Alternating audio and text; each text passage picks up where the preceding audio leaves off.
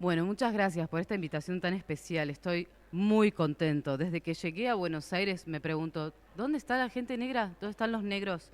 Entonces, ahora vengo a enterarme que, bueno, era por acá, era por la Boca. Entonces, realmente encuentro que esto es fascinante saber la historia de militancia y de organización que hay acá, y cómo combaten las opresiones sociales, económicas y políticas desde este espacio. Yo mismo vengo de un lugar de opresión, que es Detroit, en los Estados Unidos, en donde hay historia de racismo, de opresión de clase. Entonces, ver esta organización para mí es hermoso. Lo que están haciendo es realmente especial y veo la fortaleza política de alrededor que tienen ustedes. Para mí esto es hermoso de ver. Eh, Buenos días, mi nombre es Sara, estamos dentro de la FM Riachuelo en un programa que se llama Afrodesires. Es un programa que tiene temática de identidad, nuestra perspectiva es étnico-racial y bueno, este es el segundo año que estamos. Acá en Argentina el racismo ha invisibilizado, ha negado históricamente la presencia de los afrodescendientes en este país.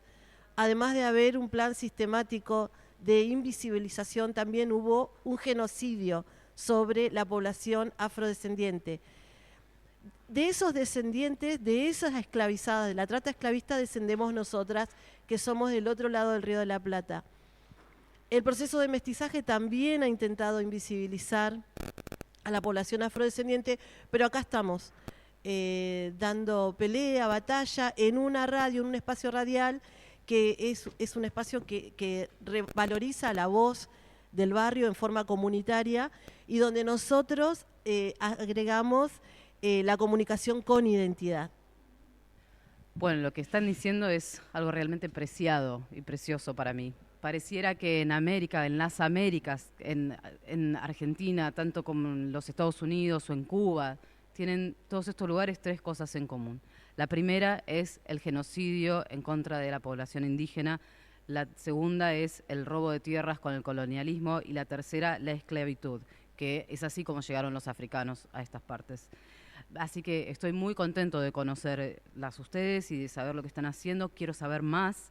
En general, como bien decían, los afrodescendientes sí son invisibilizados a través de estos decires de somos de España y de Italia, pero se ve la sangre negra y la sangre nativa indígena. Entonces, quiero saber más de eso del otro lado del río y también sobre cómo sucedió el genocidio que pasó. Bueno, yo me presento, soy Alicia Rueco, estoy en el programa Afrodesires, soy hermana de Sara, soy afrodescendiente y somos migrantes, somos de Uruguay, del país vecino de Uruguay, hace 40 años que estamos acá. En Uruguay está la misma problemática, ¿no? De blanqueamiento y que desaparezcan los negros, ¿no? Y bueno, estamos teniendo con una comunicación con identidad en el programa. Esta es una radio comunitaria que es de territorio, ¿no? Y bueno, me presenté y bueno. El blanqueamiento es interesante. Cuando dices blanqueamiento, ¿es que los negros y blancos se casan o es una cosa cultural? Bueno, el proceso de blanqueamiento tiene que ver con el racismo directamente. Okay. Políticas racistas, Okay. de discriminación. Entonces hay una comunidad de afrodescendientes. Sí, acá hay. Y por allá se viven diferentes. Sí, culturalmente, costumbres, Sí, alimentación. Sí. Yo vi un poco con Candomblé. Sí, Sí, sí. Muy rico, muy Sí. rico. En este Parece casi como de Bahía, de Brasil, Claro, con candomblé, claro. ¿sí? Y también el pandero, los tambores, se bailan Sí. así como el samba. Sí. Hay mucha... El candombe es de Uruguay. Es de Uruguay. Uruguay. El que se practica en las calles. Hay un candombe de afros argentinos, de este lado, se ha practicado dentro de las casas y tiene otra rítmica, diferente. El de las calles es de Uruguay. Yeah, yeah. Sí, sí. Ok. ¿Y qué pasa dentro de las casas? Bueno, es todo, tiene que ver también tiene que ver con lo que han sufrido los afroargentinos y cómo han sido corridos constantemente de sus lugares de origen. Sí. El barrio del Tambor en San Telmo, el barrio del Mondongo, la fiebre amarilla, las guerras, los han expulsado y han quedado familias de ese tronco que hoy por hoy esas familias están dando la voz, están hablando, se están organizando. Sí. Familias afro de Argentina.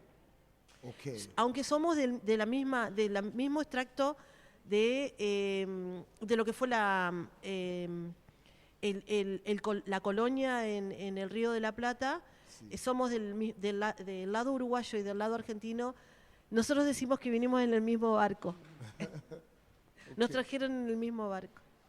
Hola, me llamo Santiago, tengo un espacio acá en la FM Riachuelo de hip hop de las luchas populares, acá está mi compañero al lado, y lo que nosotros intentamos hacer es darle un espacio a en este caso sería del lado del hip hop, a los raperos, raperas, Sí. bailarines, muralistas, todo, para que tengan un espacio y que sea una entrevista, que algunas veces es necesario esos espacios, porque los acompañamos en el proceso de su arte, digamos.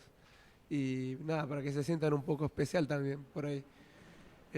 Intentamos mezclarnos también, no solamente hip hop o rap, sino mezclarlo con tango. Estaría bueno hacer algo con candombe, con rock.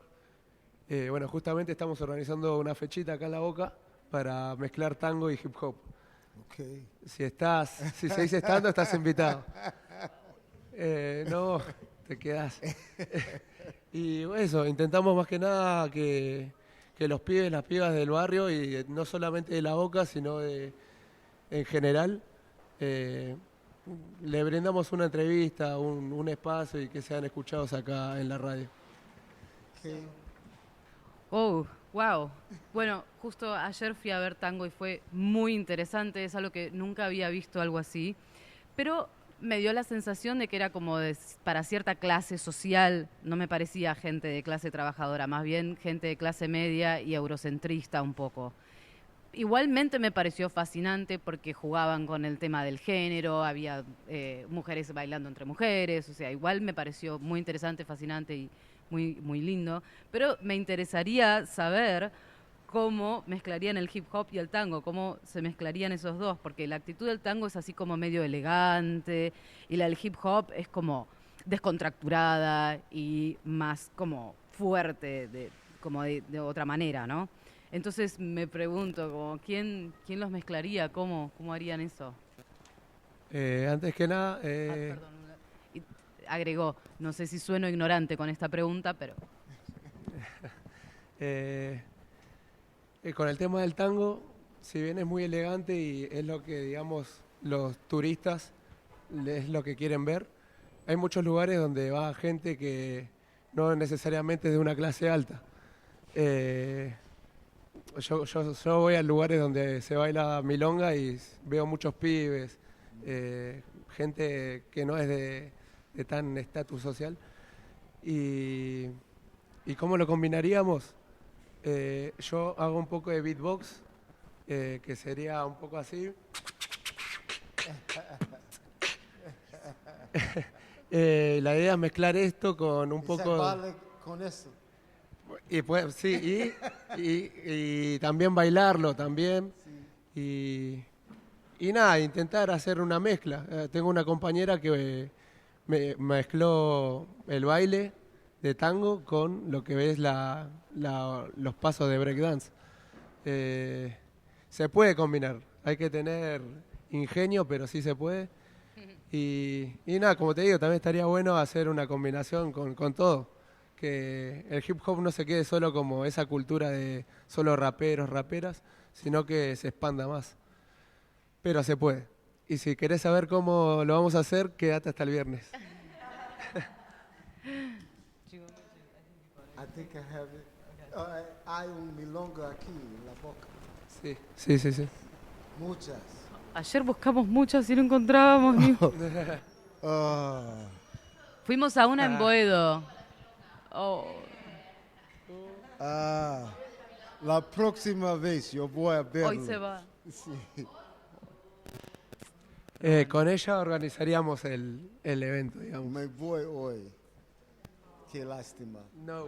Pero la próxima vez, la próxima vez yo voy a milonga de la boca. Sí. Hola, ¿cómo estás? Quería explicarte un poquito de dónde viene el tango para que entiendas históricamente dónde viene esa rama, para que también entiendas por qué lo ves tan elegante y quizás un poco alejado de la clase trabajadora hoy en día, ¿no? El tango empezó más o menos en 1920, más o menos, un poquito antes, pero digamos el tango conocido empieza en 1920 y es como una combinación entre música del litoral, bajando un poco para acá, para Buenos Aires, con lo que es la milonga campestre de payadores, payadoras que van improvisando encima de el conocida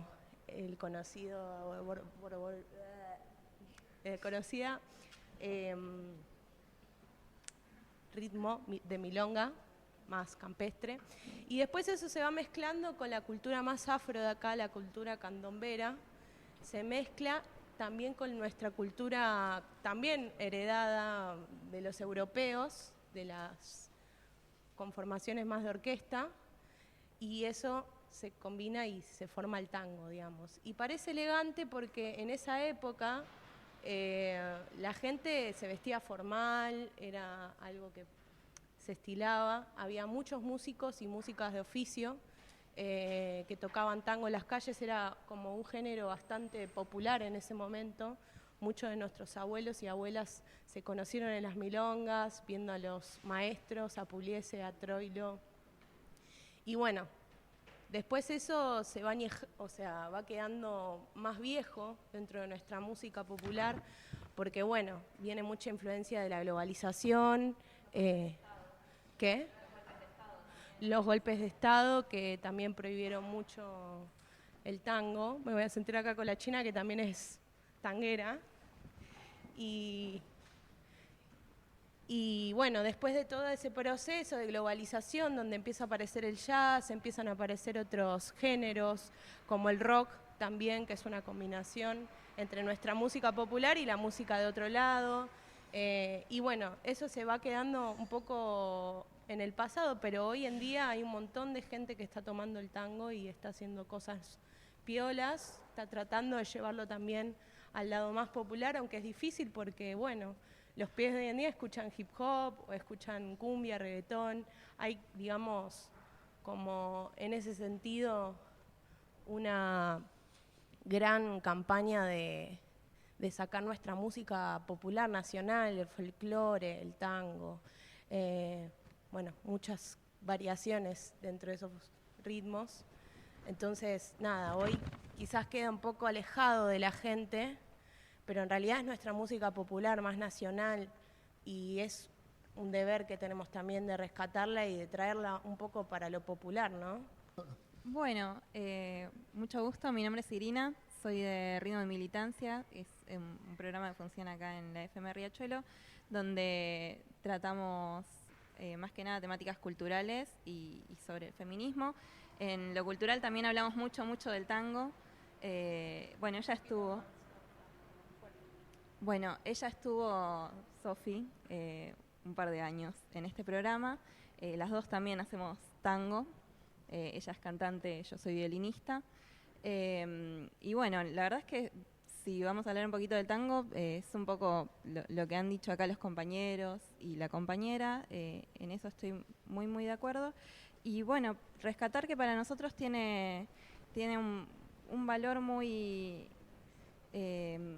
reivindicativo también hacer tango, que es nuestra música popular y que ha sufrido deterioros, yo creo que ni siquiera por mérito propio, sino por influencias foráneas, como fue la colonización cultural y muchas prohibiciones. La primera decadencia grosa del tango es en 1955, que tenemos un golpe de Estado, y bueno, muchos tangueros también son exiliados y ya no se veía en ese momento bien que la gente vaya a la milonga y todo eso, sino que fue muy perjudicado por ese golpe de Estado y también por el del 83. 83 no, 76. En el 83 se levanta.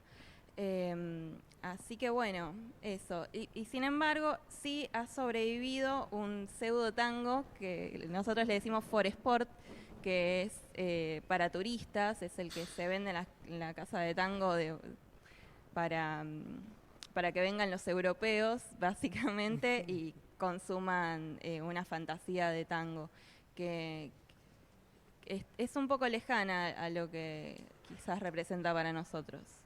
Es muy estética. Así que bueno, eso. Y también te quería preguntar si vos encontrás un paralelismo a lo que sucede acá con el tango, con tu música popular, con el jazz, y cómo llevas eso también. Okay, very good questions. Muchas gracias, muy buena pregunta y muchas gracias por darme ese contexto de lo que era el tango. Así que bueno, primero, lo que primero me queda claro es que sí es más que un baile, es una estética, es una manera de estar en el mundo, el tango, por lo que ustedes dicen. Y sí, la música negra en los Estados Unidos, se puede hacer un paralelo con lo que vos estabas diciendo. Toda la música pop y la música popular en los Estados Unidos se creó o viene de los negros y empezó con pintarse la cara. Entonces, los blancos, que eran en este caso irlandeses, se pintaban la cara de negro. Y esto era como la manera de hacer este tipo de entretenimiento en el siglo XIX, en los años de 1800. Se pintaba la cara y fingían o actuaban como si fueran negros. Y estamos hablando ahora antes de la radio, antes de las películas, antes de internet. Eso es lo que era la cultura pop o la cultura popular en ese momento. Blancos fingiendo ser negros. Y esto, entonces, para cuando llegamos a la época de Eminem, esto data de una larga tradición.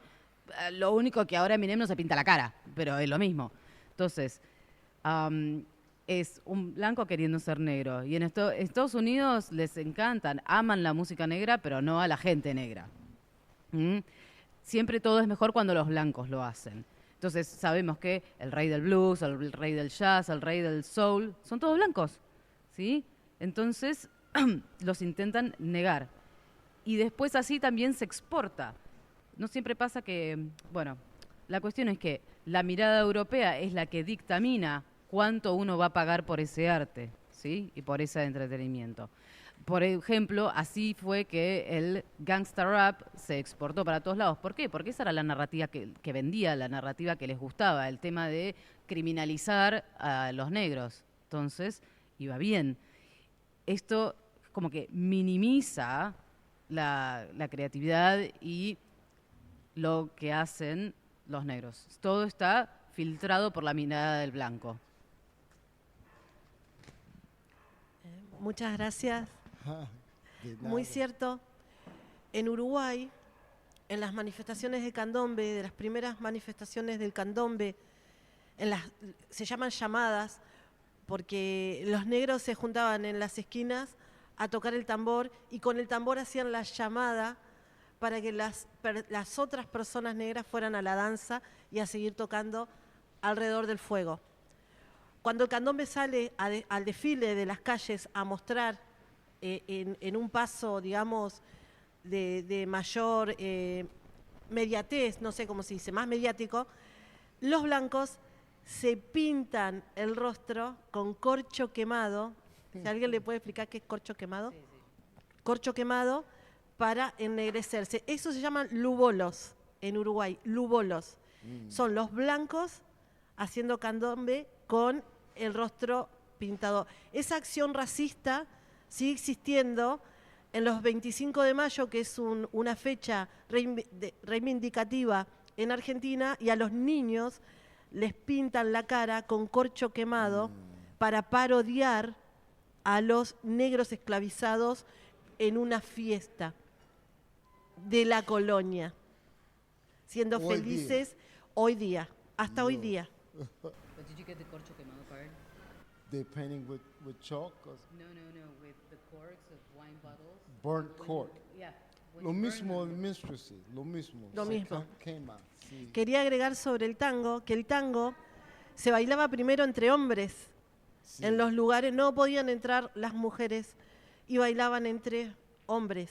Por supuesto que las raíces musicales, inclusive en la danza, que ahora es estilizada y en aquel momento también era estilizada, tiene sus raíces negras y nosotros lo sabemos. El problema es que la mirada étnico-racial no transversaliza los sistemas educativos. El sistema educativo en Argentina es europeo, en todos. Nosotros estamos muy felices de estar en este espacio comunitario porque podemos dar esa voz étnico-racial y de identidad. Si no, no se sabe, no se enseña y no se habla de nuestra cultura, más lo que se ve en las calles, que no todo el mundo quiere ver. Es espectacular lo que estás diciendo, tal cual. Si no te autoeducás, ¿qué te queda? ¿Sí? Perdóname. Esto determina lo que los chicos aprenden sobre sí mismos. Entonces, si nosotros le dejamos a ellos aprender eso desde el punto de vista del opresor, ¿qué nos queda? ¿Sí? Entonces, yo pienso en el mito de Estados Unidos, que se autoconsidera los peleadores, los defensores de la libertad, pero siempre fueron esclavistas. Se supone que eran ellos quienes escapaban de opresores religiosos, pero ¿qué? Cuando llegaron a las tierras de Estados Unidos, mataron a todos los indígenas y ahora los tienen en unas reservas, en unas condiciones deplorables. Y esto es lo que se aprende en la escuela. Pero si no hubiese sido por las Black Panthers, ese movimiento y las escuelas que ellos crearon, se habría perdido toda esta autodeterminación en los negros, los indígenas. Entonces lo que están haciendo acá es no solo extraordinario, es extraordinariamente importante. Algo que quería aclarar, que lo que estoy viendo con el tango es que está evolucionando y ahora ya no se dice hombre y mujer, digamos. El que lleva siempre es el hombre y la que se deja llevar es la mujer. Ahora se dice el que lleva o la que lleva y el acompañante, ¿no? ¿Es así? Y bueno, que como que ya se está sacando esas palabras de hombre y mujer. Bueno, gracias por esa pregunta. Para mí, yo soy primera generación de ambos padres, mi mamá y mi papá nacieron en una plantación, y estaban trabajando sin recibir un estipendio a cambio. Para mí eso suena mucho como racismo, como esclavitud, pero yo soy el primero que no nació en esas circunstancias, que el primero que no vivió como un esclavo. Entonces no es algo tan alejado de mi realidad, ¿sí? Esa opresión. No es algo que pasó hace 800.000 años, ¿sí? Y ellos nacieron en una plantación y yo nací en unos edificios de vivienda social que estaba rodeado de violencia, rodeado de pobreza, rodeado de todos los males sociales que conllevan la pobreza y la violencia. Entonces, mi vida está atravesada por la presencia del racismo y de la opresión, por lo que nos pasó. Entonces es imposible de ignorar. Pero me enorgullece igual que nosotros, los negros, creamos belleza frente a este escenario de opresión.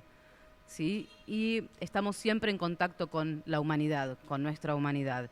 Me parece que un poco el hip hop por eso es tan atractivo e interpelante, porque tiene ese espíritu, ¿sí? Esto de hacer belleza en medio de la fealdad, de ser victorioso, de salir victorioso en el medio de un contexto opresivo y malo. Y por eso es tan exitoso con los jóvenes, porque los jóvenes se empatizan con eso, porque tienen esas luchas incluso internamente. Quisiera decir igual que si yo muriera y fuera al cielo y mirara a Dios a los ojos y me dijera ¿qué querés volver? Yo le diría que me hiciera igual, que me haga negro igual. Yo no cambiaría nada. Thank you. Hi, Hello. Salim, welcome to La Boca. Thank you. Mi pregunta es, ¿cómo llegaste o cómo llegó la música a tu vida? Y que me cuentes un poco más de tu infancia y bueno, y el arte. Muchas gracias por esa pregunta. Bueno, lo más importante para mí o en mi familia era la religión, ¿sí? La iglesia. Nosotros pertenecemos a la iglesia pentecostal, que se llama Pentecostal. Cantamos y rezamos hasta que invocamos y llega el Espíritu, que llega Dios. Después, ahí nos llega el poder de Dios. Y esto nos llega a través de la música, es la música que hace eso. Para mí, mi vida empieza ahí, con la música. La música trae el poder de Dios. Entonces nosotros afuera, en el mundo de afuera, éramos los pobres, los descartados, ¿sí? Los olvidados. Pero adentro de la iglesia éramos los hijos y las hijas de Dios. Después, ¿cómo empecé más profesionalmente a hacer música? Bueno, en el mundo en el que yo vivía estaba el tema de las pandillas y en mi barrio había muchas pandillas y yo al ser el hijo mayor no tuve opción. O sea, cuando eras el primer hijo tenías que unirte a las pandillas. Era así, de facto. Pero el líder de la pandilla al que yo me uní tocaba la trompeta y yo también tocaba la trompeta. Entonces practicábamos juntos y ahí él vio que yo tenía más talento para eso que para ser pandillero y vender drogas. Entonces pasó algo muy especial, que es que dejó que yo saliera. Él simplemente me dejó salir y en realidad no simplemente me dejó salir, sino que aparte de eso me dio protección, porque no es que uno puede salirse de la pandilla así como así. Entonces él me protegió, le dijo, nadie lo toca a él, ¿sí? Entonces así pude yo salir. Fue como una especie de sponsor. Decía, bueno, que vos hagas arte es más importante que estés acá siendo pandillero, vendiendo drogas. Entonces gracias a él pude salir. Y la música, como decía antes, me acerca a Dios, es lo que amo más que nada en el mundo. Y gracias a ella pude viajar alrededor del mundo, conocer gente linda como ustedes. Y por la música puedo entender a gente de todos lados también. Y me hace llegar a la gente, me hace poder comunicarme con la gente. La música es genial, es suprema. Y nosotros tenemos el privilegio de poder tocarla. Y ese mismo privilegio es el que me permite estar acá con ustedes, con gente linda como ustedes, por ejemplo. Gracias, Salim. Gracias. Queremos contarte, lo cuento también por mi hermana, que nosotros somos la primera generación que no fuimos remitidas a servidumbre. Mi madre, a los 5 años, y mis tías y mis tíos pasaron a servir a familias blancas porque en las ciudades no habían campos de algodonales ni tabacaleras, pero sí la forma de esclavitud en la ciudad, tanto Montevideo como Buenos Aires, fue la servidumbre. Mi madre y mis tíos fueron remitidos a servidumbre. Nosotras somos la primera generación que no fuimos remitidos a servidumbre. Y somos la primera generación que logramos tener un arraigo en un lugar, porque siempre fuimos corridos de nuestros lugares, siempre corridos. No entendíamos por qué. En la primaria pasamos como por 5 escuelas. No entendíamos. Después fuimos encontrándole esa explicación que tiene una palabra que se llama racismo. Te quería preguntar en torno al Día Internacional del Jazz y que estás haciendo un recorrido revalorizando esos orígenes. ¿Cómo lo ves acá en Argentina? ¿Cómo ves ese también regalo de origen afrodescendiente, cómo en la Argentina se ha revalorizado y cuidado el jazz y el blues. Si podés contarnos un poquito. Bueno, muchas gracias por compartir esa historia familiar conmigo. Me ayuda mucho a entender ahora a todo lo que pasa y un poco el contexto. Veo un poco que hay un paralelismo entre la generación de ustedes y la generación mía, aunque probablemente sean más jóvenes que yo. Pero bueno, veo como esto que ustedes cuentan es una versión de esclavitud. Me resulta muy interesante. También me resulta interesante ver que la conciencia de ustedes creció y que pueden mirar hacia atrás y ver que todo esto fue por el impacto del racismo, y esto va a, de esta manera, impactar en las generaciones futuras. Bueno, en términos del Día Internacional del Jazz, bueno, estoy muy contento de estar acá y muy contento de estar acá celebrando a Charles Mingus. En general, los Estados Unidos se apropió del jazz y de la música afroamericana y le sacó un poco ese elemento. Entonces nos falta un poco para poder entender la magnitud de lo que los afroamericanos le dieron al mundo, ¿sí? Y para que el blanco lo reconozca, todavía falta. Pero me gusta igual que sí se reconozca acá y que se vea. Gracias. Hola, Salim. Hola, señor. Mi nombre es Douglas y yo conduzco un programa radial en esta emisora que se llama Cimarroneando. Y cimarrones fueron los negros que en la época de esclavitud, los tiempo España, aquí en Latinoamérica, eran los que se escapaban de las plantaciones y se metían en el monte y eran libres, ¿no? De eso se trata un poco el programa, pero es música, más que todo enfocado hacia la música y hacia la música latina como tal, ¿no? Y por supuesto que el jazz y los afroamericanos han aportado muchísimo al desarrollo. Ustedes, amor, siendo descendientes o siendo esclavizados por ingleses, los instrumentos con los que se podían comunicar eran distintos, a lo mejor un piano, un violín, un instrumento de viento. Nosotros habían instrumentos más autóctonos, sin embargo, por supuesto, los europeos, uno tenía que buscar la manera de comunicarse con esos instrumentos. Pero el tambor siempre está presente.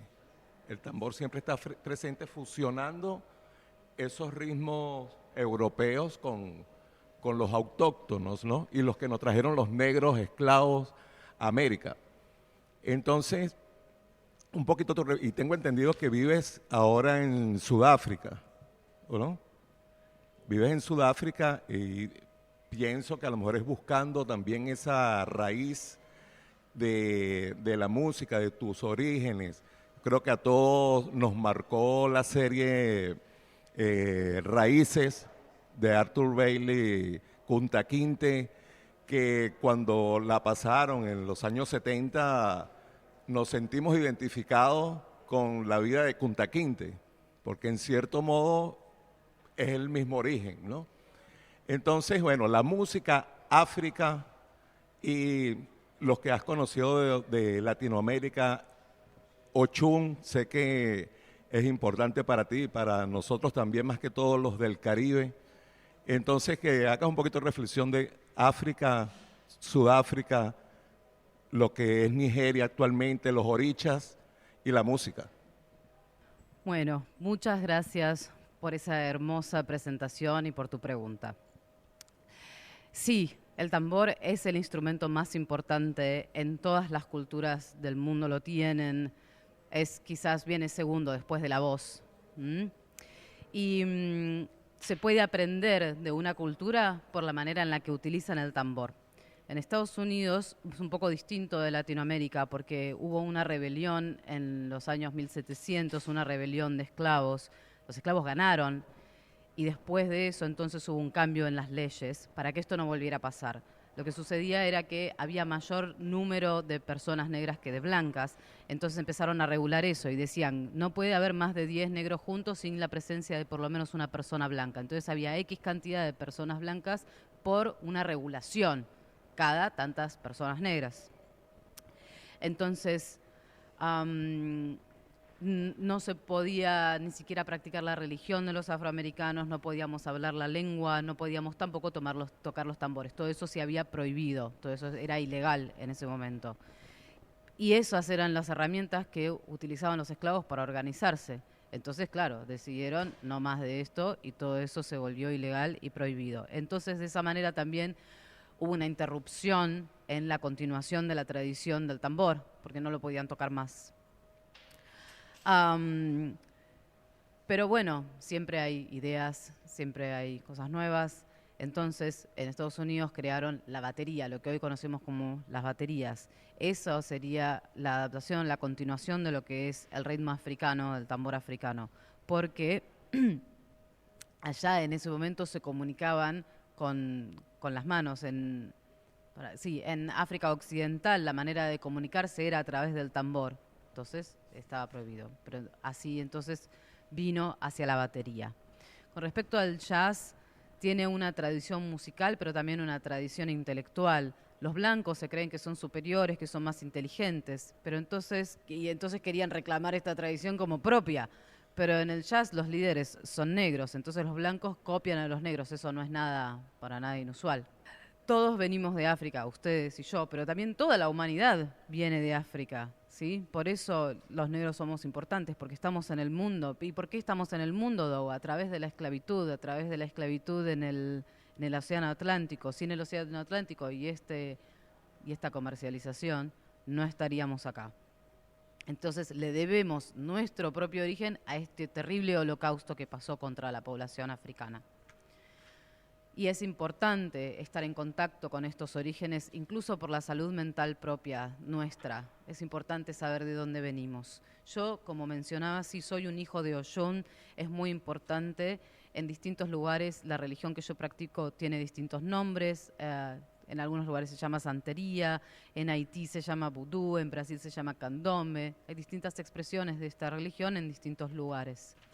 Y es muy importante para mí, por otro lado, ser negro. Siento que, por supuesto, que no está nada mal, o sea, que no hay nada mal con que yo sea negro, pero en los ojos del blanco esto se cuestiona. Cuestionan mi belleza, cuestionan mi moralidad y cuestionan mi inteligencia. Pero no hay nada malo con mi belleza, con mi moralidad y con mi inteligencia. No hay nada malo en eso. Está perfecto. Después, mencionaste lo de Sudáfrica. Sí, yo vivo en Sudáfrica. Yo quise ir allá por el 1976, que es cuando estaban las luchas de libertad del apartheid. Yo era adolescente y quienes estaban al frente de estas luchas también eran adolescentes. Entonces yo quería ir, me impresionaba un montón lo que estaban haciendo, pero no podía ir si no era un ciudadano de lo que se considera blanco honorario, o honorary white. Tenía que tener como un estatus de blanco para poder ir. Y yo no quise hacer eso, no quise tratar de acceder a eso. Entonces no fui en los 70, después en los 80 me volví un activista y un militante en contra del apartheid, estaba apoyando boicots contra el gobierno e incluso boicots intelectuales. Entonces ahí en los 80 tampoco pude ir. Después en los 90 tuve a mis hijos y estaba criando a mis hijos, entonces tampoco pude ir. Finalmente en el 2009 me dieron una beca de investigación de Fulbright y ahí pude ir a enseñar, pude ir a tocar y me enamoré del país y me quise quedar. Ahí me di cuenta que los sudafricanos son como sabios y yo quería entender esta cultura y la fortaleza o la fuerza que tiene la cultura del jazz allá. Yo, al fin de cuentas, soy músico y soy músico de jazz y si no puedo hacer mi arte, entonces, ¿para dónde voy a estar? ¿Sí? Tengo que estar en un lugar en donde lo pueda hacer. Y hay muchos lugares hermosos pero que no tienen generaciones y tradición de jazz, pero acá sí, en Sudáfrica sí encontré eso. De hecho, ahí me casé con una mujer zulú, tengo un hijo sudafricano. Entonces, finalmente creo que me considero un ciudadano del mundo. Mañana, quién sabe dónde voy a estar. Y después con respecto a Nigeria, que dijiste, ahí practican la religión Yoruba, ahí es donde nació los Yoruba, que es una de las religiones que está creciendo más rápido alrededor del mundo occidental. Pero nadie te dice eso, la prensa no lo dice, no hablan de África, pasan cosas en África, hay 54 países, pero nadie se entera que no pasan cosas buenas. Siempre nos enteramos de las luchas, de los desastres, de las cosas malas, que no pueden encontrar algo bueno que pasa en todos estos 54 países, la prensa no lo dicen. Esto es deliberado, esto es porque se ve con los ojos, o a través de los ojos del blanco. Y bueno, y yo viajé mucho y vi lo bueno y lo malo. Entonces repito, no hay nada de malo con mi belleza, no hay nada de malo con mi moralidad ni con mi inteligencia. Somos igual de buenos, de inteligentes, de morales y de fuertes que el resto. Quería preguntarte, en todo este reconocimiento de tus raíces, ¿cómo fue influenciando en tu música? ¿La fuiste cambiando? ¿Cómo fue eso? Sí, la influenció. Hay como una manera de decir las letras, lyricism, sí. Una manera de escribir canciones en Sudáfrica que es muy hermosa y que espero que influencie cómo toco. En Estados Unidos, los afroamericanos, tenemos como un poquito de una cierta actitud. Estamos medio podridos de cómo se nos trata, entonces tenemos una mecha bastante corta. Cuando vemos que alguien, o cuando percibimos que alguien quiere hacernos algo o tratarnos de cierta manera, muy rápidamente le decimos, no me jodas, no me rompas las pelotas. O sea, como que no tenemos los mejores modales en ese sentido, ¿sí? Pero no es así en África. En África son más gentiles, tienen modales más refinados, son más buenos. Entonces se puede militar y defender, o por lo menos eso es lo que aprendí, que se puede militar, ser activista y defender sin necesariamente ser beligerante. Yo aprendí eso en África. Claro. Y yo pensé que tenía buenos modales. A mí me criaron en la iglesia, me criaron en el sur es donde la gente es más hospitalaria, tiene los mejores modales. Pero en África me di cuenta que podía ser bastante mejor. Entonces espero que esto esté influenciando mi música y mi alma. Y quiero decir también que muchas gracias por esto, lo estoy disfrutando un montón. Esto es hermoso. Muchas gracias por todo. Hola, bueno, Carla del programa Que Arda. Tiraba chivo. No, me quedé pensando en esto de que decías de que los medios también marcan, ¿no?, lo que quieren mostrar, esto todo de África, todo lo malo, pero también pasan cosas buenas. Lo mismo la música, que están orquestadas por blancos robándole toda la música que hacen los afrodescendientes. Y ¿qué podríamos escuchar, no? Radios que estén funcionando, que hablen de estos temas, que pasen esta música, tanto Estados Unidos, que es donde viviste mucho tiempo, y ahora en Sudáfrica, por ejemplo. Y si conoces también músicas, mujeres afrodescendientes que estén, ¿no?, como haciendo cosas maravillosas, heredadas de esto, del candombe y de toda la diáspora que se realizó a través de la esclavitud, ¿no? Sí, hay algunas radios que te puedo decir. Dos, por empezar, una es WWB. WBAI. Ok, perfecto. WBAI y la otra es KPWO, después te los paso. Y si hay mujeres negras o afrodescendientes que están haciendo esto, sí, en el jazz predominantemente es patriarcal. No es que ellos inventaron el patriarcado, pero sí fueron somos muy partícipes de esto. Las mujeres entonces quedan relegadas a ser pianistas o a ser cantantes. Cuando quieren tocar otros instrumentos o aprender otros instrumentos, también encima se las persigue un poco sexualmente y sufren acosos o abusos incluso de parte de sus profesores o incluso de sus colegas. Entonces se les hace muy difícil participar más activamente de esta escena. Falta mucho para que mejore, pero no quiere decir que no haya mejorías.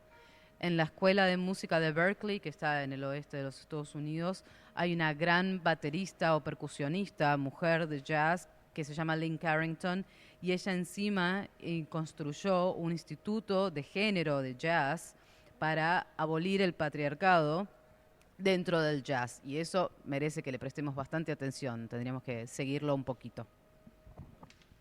Yo tengo una pregunta. Primero para contarte, ¿no? No sé si, bueno, calculo que te contaron un poco la historia, sí, de la organización, de dónde viene el movimiento popular Los Pibes. Pero bueno, también quería preguntarte, porque acá en Argentina, en Buenos Aires también, más que nada, hay una especie de racismo modificado, ¿no? Que ahora atenta con los pibes de los barrios populares, los pibes que usan gorra, los pibes morochitos, los pibes que nada, viven en los barrios comunes, urbanos, el conurbano también. Y bueno, también nosotros, con todo ese racismo que reciben nuestros pibes, generan arte, generan luchas, ¿no? Me interesa también saber si hay construcciones similares en Estados Unidos con respecto a las rebeliones populares que vienen de los barrios más marginados, parecidas a esta o similares, o que tengan una construcción, bueno, nada, desde abajo para arriba, ¿no? Más que nada desde abajo para abajo. Sí, sí, hay eso de crear arte de abajo para arriba. El mejor ejemplo de eso es el hip hop, que no es solo rapear, es también el breakdance y el arte del graffiti. Los grafitis se volvieron muy populares y cada vez que voy a nuevos países veo los grafitis y eso me dice algo de la cultura del país en el que estoy. Entonces, después por el otro lado, por el baile también, es algo que al hip hop quizás no se le da crédito. Una cosa que quería decir también es que Basquiat es el mejor ejemplo de un grafitero, un artista que se llama Basquiat. Bueno, él está en todos lados, es súper conocido, ya falleció. Y el baile también es algo que al hip hop no se le da crédito, de haber convertido pandilleros, asesinos que se matan, en artistas. Y esto es por el baile. Lo que se solía batallar con armas se volvió una batalla en la pista de baile. Entonces, así era. Y entonces es algo a lo que no se le da el suficiente crédito, no se habla lo suficiente de decir, bueno, algunos critican el hip hop, pero el hip hop sacó asesinos de la calle y los convirtió en artistas. Muchas gracias a todos. Gracias.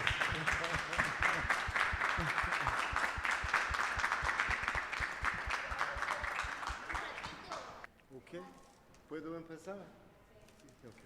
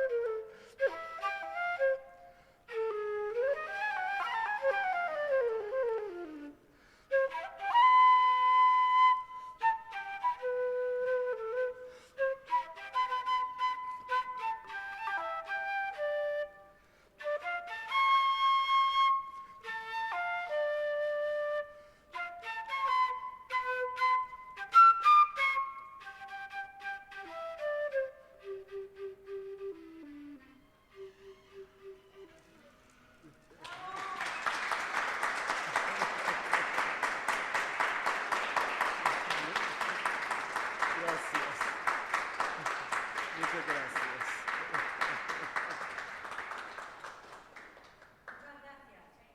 gracias. De nada. Gracias a todos.